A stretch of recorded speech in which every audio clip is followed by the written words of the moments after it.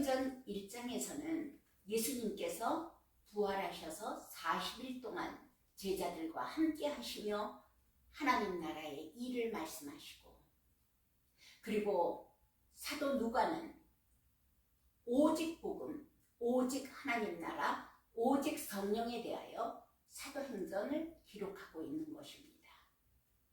그리고 예수님이 승천하신 후에 제자들과 여인들과 예수님의 어머니와 아우들은 마가다락방에 들어가서 성령이 임하기를, 성령 받기를 온 마음을 모아서 함께 기도할 때에 그 마가다락방에 성령이 임하게 되었습니다.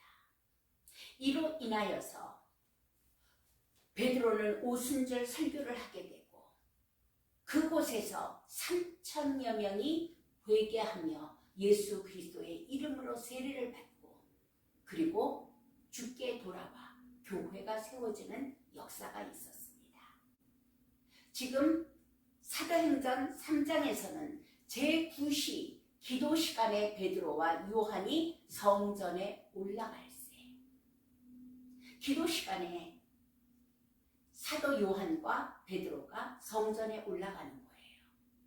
그런데 올라가면서 보니까 나면서 못 걷게 된 이를 사람들이 메고 오니, 이는 성전에 들어가는 사람들에게 구걸하기 위하여 날마다 미문이라는 성전문에 두는 자라. 동냥하기 위해서 나면서부터 못 걷는 사람을 사람들이 데리고 오는 거예요. 메고 오는 것이에요. 그리고 나니까 그 안전뱅이가, 못 걷는 사람이 베드로와 요한이 성전에 들어가려 함을 보고 구걸하거늘 베드로가 요한과 더불어 주목하여 이르되 우리를 보라 하니 그가 그들에게서 무엇을 얻을까 하여 바라보거늘, 이 구걸하는 사람은, 나면서부터 못 걷는 안전뱅이는 베드로와 요한을 보면서 무언가를 얻기를 갈구하는 것이지요. 무엇을 얻겠습니까? 육신을 위하여 돈을 구하고 있는 것 아니겠습니까? 옛날 같으면 베드로나 요한도 성전에 들어갈 때 거지가 있다면, 불구가 있다면 은전 한 입을 주기도 하고 동전 한 입을 주기도 하고 그러고 다녔습니다. 그런데 6절에 보게 되니까 베드로가 이르되 은과 금은 내게 없거니와 내게 있는 이것을 내게 주노니 나사렛 예수 그리스도의 이름으로 일어나 걸으라. 교회도 마찬가지예요. 세상 사람들은 교회 들어올 때 무엇인가를 얻기 위해서 들어오는 경우가 상당히 많습니다. 문제를 해결받기 위해서, 또는 병을 고치기 위해서, 또는 해결할 수 없던 어떤 상황을 기도로 변화시킬까, 누구의 도움으로 변화시킬까 해서 교회에 들어오는 경우가 많습니다. 그런데 베드로가 이야기하는 거예요. 내가 전 같으면 금전을 줄 수도 있고 은전을 줄 수도 있고 동전을 줄 수도 있지만 이거는 내게 없고 내게 있는 이것을 내게 주노니 나사렛 예수 그리스도의 이름으로 일어나 걸으라. 제가 구제하는 교회에 몇 년 있어 봤습니다. 사람들은 먹을 것을 구하며 교회를 오고, 어떤 사람은 전화비를 못 냈다고 전화비를 도와달라고 오는 사람도 있고,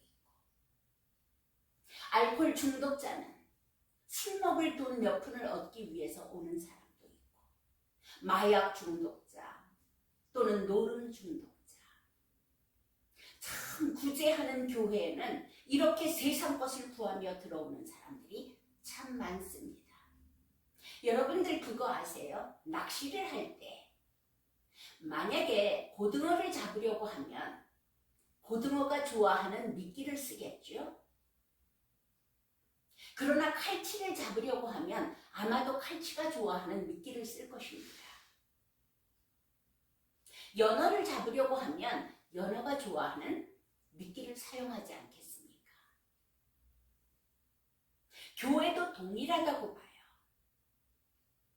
우리가 교회를 함께 세워나가고 교회에서 사람들을 맞이하면 무엇입니까? 그들에게 생명의 복음을 주고 그리고 영원한 생명을 부여하고 예수 그리스도 만나서 하나님 자녀되고 영원한 생명 받게 하기 위해서 교회의 존재 목적이 있지 않습니까?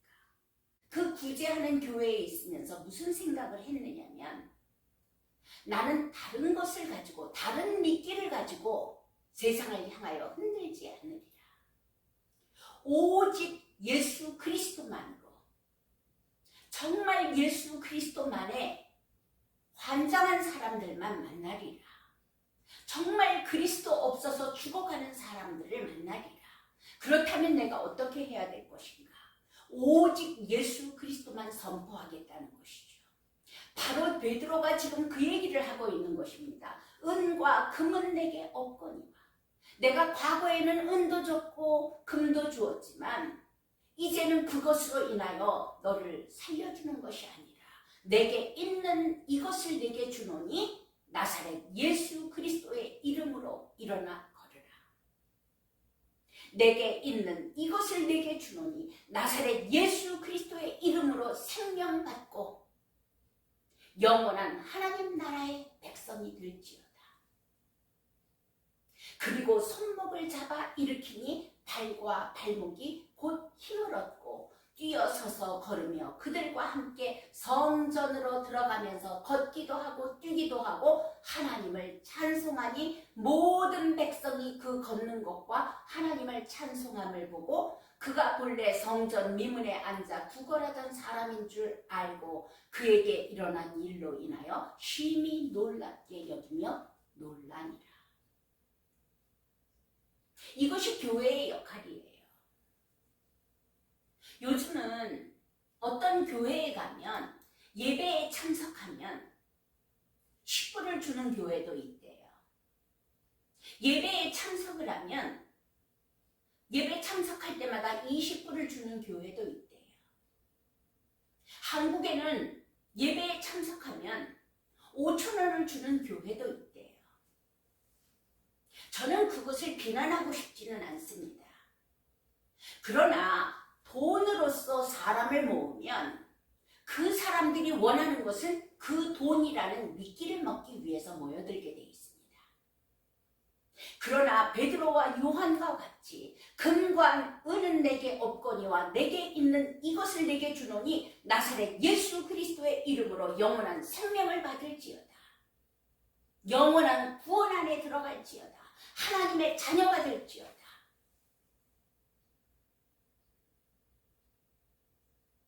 이것을 우리는 사도행전 3장에서 배우고 있는 것입니다.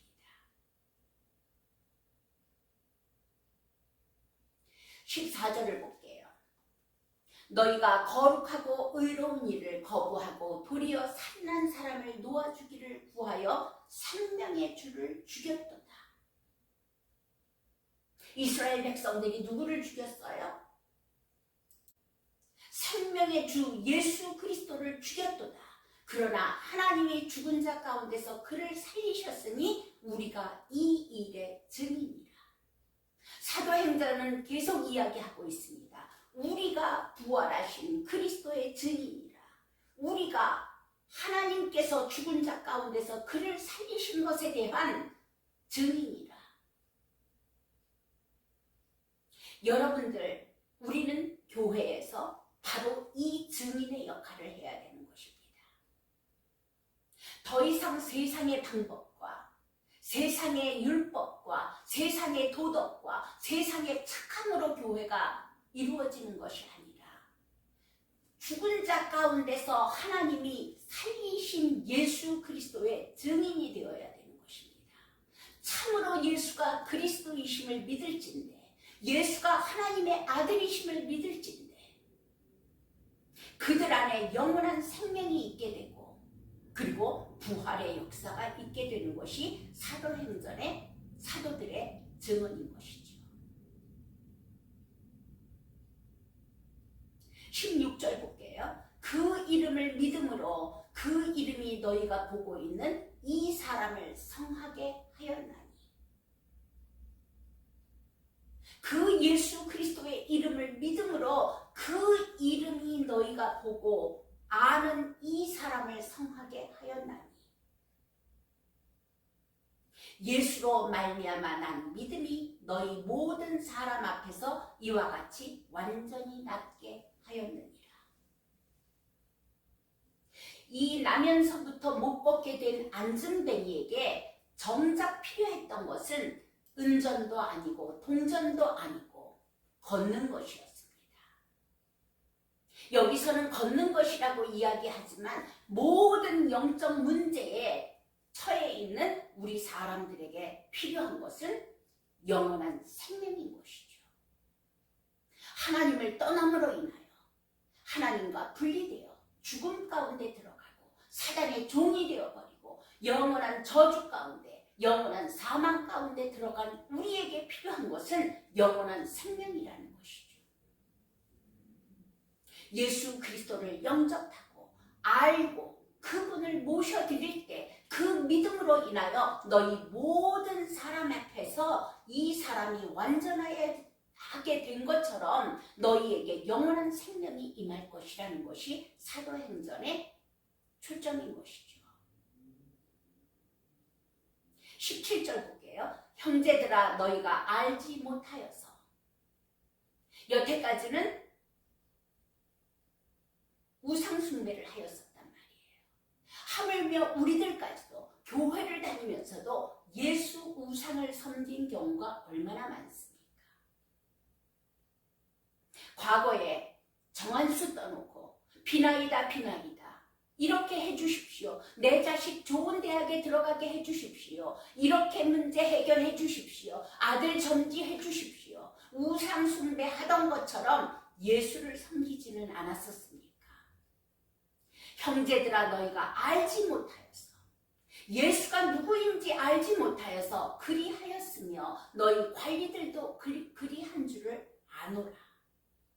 그런데 우리는 이제 알았습니다. 예수가 누구시라고요? 모든 영적 문제를 해결하시고 죽음의 문제를 해결하신 하나님의 아들 그리스도라는 것이죠.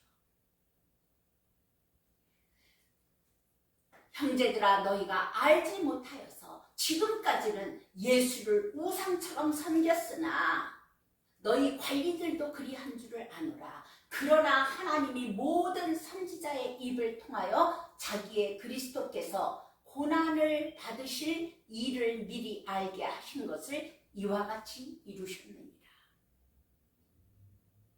모든 선지자의 입을 통하여서 이 일을 우리에게 미리 알게 하셨느니라. 말씀을 통하여서. 그러므로 너희가 회개하고 돌이켜 너희 죄 없이 함을 받으라. 다시 한번 강조합니다. 무엇을 회개한다고요? 하나님을 잘 몰랐던 것을, 예수를 우상처럼 섬겼던 것을 회개하고 돌이켜 그분이 내 인생의 롤이요, 내 인생의 주인이시요, 그리고 내 인생의 구원자 그리스도시요, 그리고 하나님의 아들이심을, 영원한 생명의 주인 되심을 믿을진대 또 주께서 너희를 위하여 예정하신 그리스도 곧 예수를 보내시니 하나님이 영원전부터 거룩한 선지자들의 입을 통하여 말씀하신 바 만물을 회복시키실 때까지는 하늘이 마땅히 그를 받아두리라. 아멘.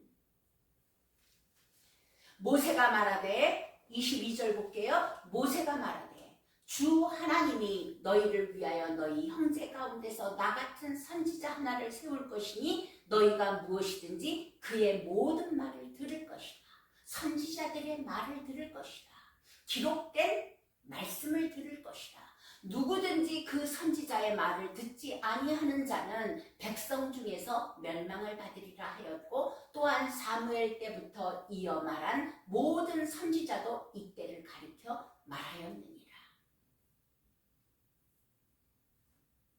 그리고 말씀하십니다. 25절 볼게요. 너희는 선지자들의 자손이요. 또 하나님이 너희 조상과 더불어 세우신 언약의 자손이라. 이스라엘 백성을 이야기하는 거예요. 물론 우리는 이방인이었지만 그리스도 안에서 똑같은 복을 받은 언약의 자손이 되었습니다. 아브라함에게 이르시기를 땅 위에 모든 족속이 너의 씨로 말미암아 복을 받으리라 하셨으니 아브라함에게 말씀하셨던 그 모든 족속이 너의 씨로 말미암아 예수 그리스도로 말미암아 복을 받으리라. 우리가 어떻게 하나님의 자녀의 복에 들어가겠습니까? 어떻게 영원한 하나님 나라의 백성이 되겠습니까? 아브라함의 씨로 말미암은 예수 그리스도로 말미암은 복을 받아서 하나님의 자녀가 되었고 하나님 나라의 백성이 되었고 하나님이 그 종을 세워 복 주시려고 너희에게 먼저 보내사 너희로 하여금 돌이켜 각각 그 악함을 버리게 하셨느니라. 하나님께서는 예수 그리스도를 먼저 보내시고 그리고 선지자들을 세워서 우리들로 하여금 이 복음의 말씀이 들려지게 하시고 그리고 은혜로 믿어지게 하시고 영접하여 하나님께서 약속하신 아브라함의 씨를 통하여서 복을 받으리라는 이 복을 받은 백성들이 되게 하셨습니다. 이 일의 증인이 오늘 사도행전 3장에 나오는 베드로와 요한의 이야기예요.